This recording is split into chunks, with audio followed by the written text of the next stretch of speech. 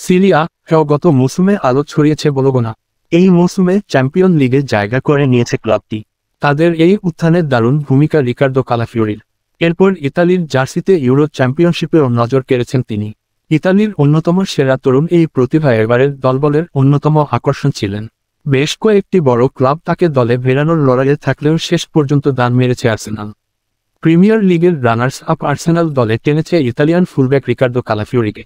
22 বছর বয়সী এই ফুলব্যাককে 5 বছরের চুক্তিতে দলে টেনেছে প্রিমিয়ার লিগের জায়ান্ট ক্লাবটি। বিবিসি জানিয়েছে 42 মিলিয়ন পাউন্ডের বিনিময়ে কালাফিওরিকে দলে ভিড়িয়েছে আর্সেনাল। বাংলাদেশি মুদ্রায় এই অর্থের পরিমাণ 635 কোটি 27 লাখ টাকারও বেশি। তবে পুরো অঙ্কের অর্থটা একসঙ্গে পাচ্ছে না বলগোনা। অর্থের একটা অংশ কিছু শর্ত পূরণ সাপেক্ষে পাবে কালাফিওরির সাবেক ক্লাব। নতুন দলে যোগ দিয়েই যুক্তরাষ্ট্রের ফিলাডেলফিয়ায় পাড়ি জমাতে হয়েছে এই ইতালিয়ান সুপারস্টারকে। মিকেল আর্তেতার দল সেখানে প্রাক মৌসুম প্রস্তুতি ম্যাচ খেলবে। আর্সেনালে যোগ দিয়ে কালাফিওরি বলেন, আমি এখানে যোগ দিতে পেরে সত্যি অনেক সুখী। আমি এর জন্য অপেক্ষায় ছিলাম। আশা করছি আসন্ন মৌসুমটা আমাদের দারুণ কাটবে। গত মৌসুমে এফসি বাসেল থেকে বলগোনায় যোগ দেন কালাফিওরি। লেফট উইঙ্গার হিসেবে ক্যারিয়ার শুরু করলেও বলগোনায় তিনি সেন্টার ব্যাক ও ফুলব্যাক পজিশনে খেলেছেন। ক্লাবটির হয়ে গত মৌসুমে 30 ম্যাচে 2 গোল ও 5টি অ্যাসিস্ট করেন তিনি। তার দলও সিরি আয় 5ম স্থানে থেকে শেষ করে। আর্সেনালের কোচ মিকেল আর্তেতাও কালাফিওরিকে দলে টানতে পেরে তৃপ্তির ডেকর তুলছেন।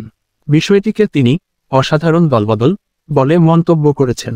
তিনি বলেন, রিকার্দো একজন দারুণ ব্যক্তিত্ব ও খেলোয়াড় হিসেবেও দারুণ।